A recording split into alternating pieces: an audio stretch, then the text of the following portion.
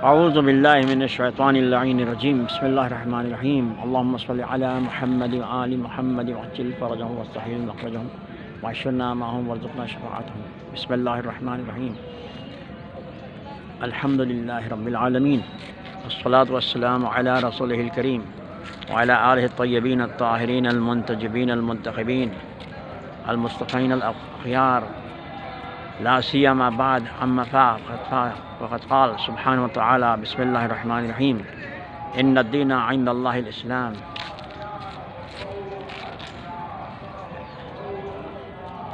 Our dear friends, this is our 14th episode on the subject and issue of Shia'ism, the natural outcome of Islam.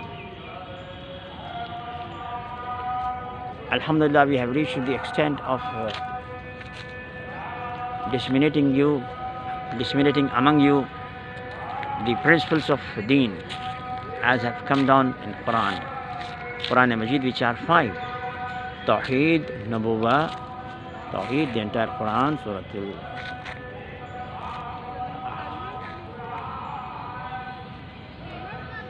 we have the Surah Tawheed, then we have the Nubuwwat,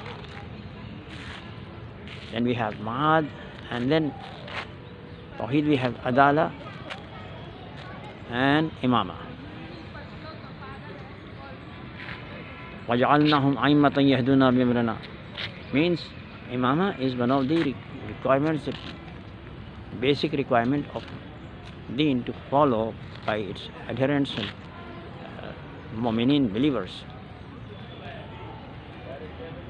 For details, one can refer to our episode 13 on this subject. We need not go for repeating it over here.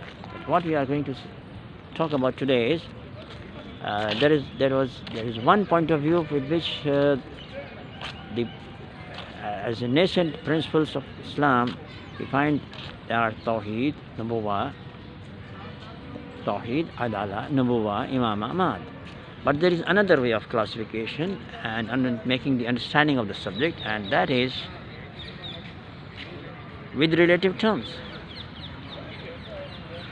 Those we differentiate us between the others in these principles, like Tawheed, how we differ with those who are doing infidelity or kufr. Then Nubuwwat, the one in which all Muslims believe, but who do not believe in the Nubuwwat. These are the infidels who do not believe in Tawheed, they do not believe in messengerhood. But within, of course, there are those who are Ahl Kitab, who believe in Nubuwwat up to Hazrat Musa alayhi salam for Jews and for Hazrat Isa alayhi salam for Christians. But since they do not come up to Rasulullah sallallahu alaihi wasallam, they are not considered as Muslims. Whereas from Adam alayhi salam till the Rasulullah sallallahu alaihi wasallam and then up to the 12th Imam, there have always been only the Muslims. As we find in Quran, Muslimain lak, that we both are Muslims, Hazrat Ibrahim and Hazrat Ismail. And it has come for other Anbiya as well as for the Rasulullah sallallahu alaihi wasallam. Ana walul Muslimin. So Nubuwwat is the second, and the third is MA'AD.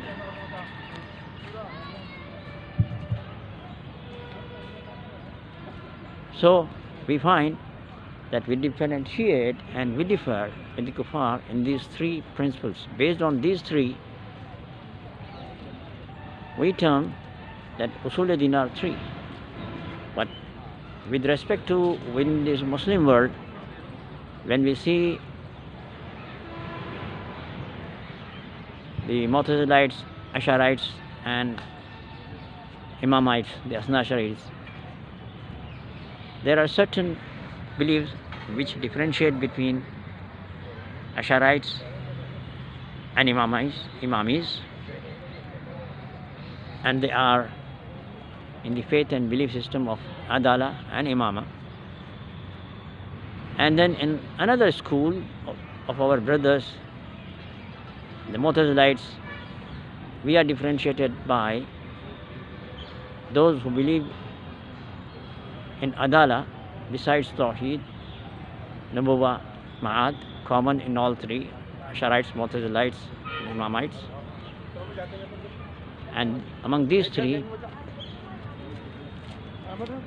the Mu'tazilites differ in believing in justice, ADALAT. So ADALAT differentiates between Ash'arites and on one side and Mu'tazilites and Imamites on the second side.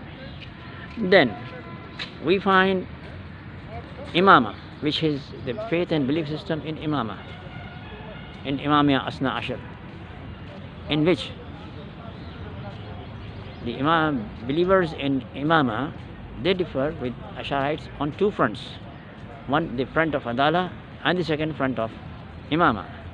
And in Mu'tazilites, they differentiate on grounds of IMAMAH, because Tawheed, ADALAT, NUBUWWAT, MA'AD is common between Imamites and Mu'tazilites, whereas Mu'tazilites do not believe in IMAMAH, where the Shiite believes. So far, with this point of view, we find that OSOOL DEEN are three: Tawheed, NUBUWWAT, Messengerhood, the unity of God, monotheism, Tawheed, NUBUWWAT, Messengerhood, and MA'AD, the day of accountability, day of judgment. Whereas ADALAT and IMAMAH are considered as OSOOL Madhab. So from one point of view, OSOOL DEEN are three, and OSOOL Madhab are adding to these two of ADALAT and IMAMAH, they become five. Whereas if you look to the default of Quran Majid, and we find that OSOOL DEEN are five. As Tawheed, monotheism is there, so is ADALAT, because all attributes of Allah Azza wa Jal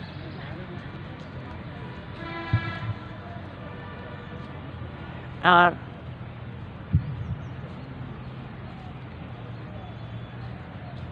in a way they are as per the justice system. Rahman means only mercy, Rahim means only mercy. Sifat Kamaliya, Jamaliya, Jalaliya. These are all attributes. Maybe composite like Aliyul Azim, or simple by one name of the attribute. But with these all, in their basics, they have the ADALAT. Everything is based on ADALAT. So that's why Imamis have ADALAT. This is also in Mu'tazilites. So the OSOOL Mazhab, which differentiate between Ash'arites and Imamites, is on Ash'arite believing in Tawheed, NUBUWWAT, MA'AD, Imamia believing Tawheed, ADALAT, NUBUWWAT, IMAMAH, MA'AD. Whereas our Mu'tazilites brother, they believe in Tawheed, ADL, NUBUWWAT, MA'AD. So the point of disagreement on which, or point of differentiation, not disagreement, point of differentiation between Mu'tazilites and Imamites of faith and belief in IMAMAH, Imamatul Aimatul Asna Ashar min Ahl al-Bayt, Ahl Bayt Rasul, for whom the condition is that they should be infallible. The characteristics features in these are that the leaders of Islam, the Anbiya and Aimma, in the Imamate school, they are all sent by Allah, appointed by Allah, chosen by Allah, selected by Allah. Whereas with Imamis, others like the Ash'arites and Mu'tazilites differ in which they have their leaders chosen one by them. Anbiya are from Allah, but the leaders are from them. And these leaders are not necessarily infallible because they are man-made. So this is one of the characteristic features between Ash'arite and Mu'tazilites on one side, that they believe in making of a leader from among the Ummah by themselves, and Imamis, they believe that Allah's agency should be within the domain of Allah Azza wa Jal. So Allah has appointed Imam. The next characteristic feature among the Imamites, Ash'arites and Mu'tazilites, that Imamites believe in the infallibility of Imam, in their infallibility, ma'suman al-khata, like Anbiya from Allah Azza wa Jal. So are the Anbiya, are the Imam alayhi salam, belong to the same lot of infallibles. Under إنما يريد الله ليذهب عنكم الرجس أهل البيت ويطهركم تطهيرا. Now, in this also, our two brothers, the Ash'arites and Mu'tazilites, differ. Then the third differentiation is, because of the appointment by Allah Azza wa Jal, there is one system that is maintained in the Imamite leadership, that Quran is revealed from Allah, all Anbiya have come from Allah, there are the books mentioned in Quran have revealed from Allah, and as the Anbiya are from Allah, so are the Imam alayhi salam are appointed by Allah. So there is only one system, appointment by Allah Azza wa Jal. Whereas to our Ash'arites and Mu'tazilites brothers, we find historically, we see that there have been 1,23,999 prophets and messengers, and then 12 Imam alayhi salam. So such a big caravan from Hazrat Adam till 12th Imam, number one is infallible, number two it is appointed by Allah just with one system. Whereas it's just as a part of a comparative study, nothing to point anyone on that issue, but these are historical facts which we witness, and that within the 4 stages after the sadful demise of Rasulullah Akram sallallahu alaihi wasallam, we find that when men went to make their leaders, we see that they have taken 4 different methods. For example, after the sadful demise of Rasulullah Akram sallallahu alaihi wasallam, under the roof of Saqifa, there was a type of democracy which cannot be called as democracy in the present terms, because it is a free franchise of all citizens who are adult. But in Saqifa, the maximum number who attended the Saqifa procedures were 250. So there were not only all Muslims were invited to give their franchise to whom they want to make a caliph, neither the entire Muslim world could have come, and they were given a notice to join, come and give your opinion to whom to be the vicegerent of Rasulullah Karam sallallahu alaihi wasallam. And not only that, even all Medinites, Medinan Muslims were not there, because the Medina population was not 250. Even if you count 500, of course the Saqifa hall was not that big, that auditorium. But even if you count one out of total population of Medina, of the adult population, of men alone, even if you do not allow women at the time, that women are not to take part in politics, you take to men, then it was not even 1/10 of the Medina population that has come into under the rooftop of Saqifa. So this was the election of first caliph. Then the second caliph was appointed by appointment of the first caliph.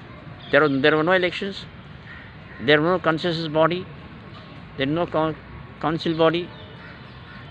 So second caliph was appointed by the first caliph. And so these two caliphs came with two different ways. One by democracy, a limited, very limited, which cannot be called as democracy, or a pseudo-democracy. Then the second came by the appointment of the first one. Then when the second caliph was to go, he appointed a shura, a body of 6, in which there are 3. If they divide, then one was given the power of veto. So the history of veto goes back to the policy of second caliph, who appointed 6. Either there should be 7 or 5 or 3, but he appointed 6. And if he said that if all the two candidates vie for 3 each, then wherever Abdul Rahman ibn Auf will be there, it will be taken into account. That is, he had the veto power. So the third caliph came with a different system. Now, with the popular election, you can say, with en masse popular, unanimously elected caliph, if you say, in history of Islam, then it was only Amirul Mu'minin Ali ibn Abi Talib alayhi salam. For details, you can see in Nahjul Balagha that how when people approached him for 3 days after the killing of third caliph to take and accept the Khilafat of Muslims, when he was saying that, first of all, he was not accepting. Then he said, do you know my conditions which I put before, that I will follow Allah and Rasul and I will not follow Shaykhain. The reason he gave was based on intellect. The reason, it was with Dalil. He said that in case the Sirat al-Shaykhain differs from the book of Allah and Sirat al-Rasul, what will I do? Should I have to follow Quran and Sirat al-Rasul or to Shaykhain? Obviously the answer will be to follow Quran and Sirat al-Rasul. So if I am going to follow Sirat al-Rasul and Quran Majid, then automatically I am not following the Sirat al-Shaykhain. So in any such event where Sirat al-Shaykhain will differ with these two, I will follow only to Quran Majid and Sirat al-Rasul sallallahu alaihi wasallam. Then he was accepted and he was insisted to become the caliph. And after 3 days of people running around him, his house, he said, okay, go to masjid, I am coming. There he gives a picturesque description of how this condition it became. That when he announced, the people were so joyous that they filled the Masjid Nabawi, and there was no place for anyone to get. The mob was so thick in the masjid that even the women have entered into the masjid. And Imam Ali says that not only men but even women were there, the young girls, even they came out to congratulate me, to accept me in masjid, to the extent that my abba, my outer cover, was torn. So the fourth caliph came with a fourth method. So from Adam alayhi salam till 12th Imam, with a journey of 1,23,999 Anbiya and Mursaleen and 12 Aima, we find one system, unity of system. Deen is of unity, monotheism, the system is one. So from Adam alayhi salam till 12th Imam, we have only one system in the Imamites, whereas in Ash'arites and Mu'tazilites, we find in both two, which are common, are 4 caliphs with 4 different ways. So this is the striking feature difference between Ash'arites, Mu'tazilites and Imamites. The second is, no Ash'arites, Mu'tazilites leader is infallible, whereas Imamite 12 Aima, not just one, 12 Aima. In the 4 caliphs, there was only Imam Ali, but the condition of Imam Ali only was infallible, whereas other 3, they were not infallible. And that is the reason they put the condition that a leader to be infallible is not necessary. That is why we see that after Imam Ali, they made caliphs from Bani Umayyah, which are not then Bani Abbas. None of them were, not only they were not intellectuals, but most of them were oppressors, exploiters of the poor Muslims of their time in the courts, besides being the enmity to Ahlul Bayt alayhim salam. See that the judiciary system that was based on, as Abu Allah Maududi has rightly said, Khilafat changed to Mulukiyat. This happened only at the very hands of, in the beginning, as the first stage, during the time of third caliph, for which the Muslims aroused. They made a movement and they killed him. That was one of the reasons of killing to third caliph.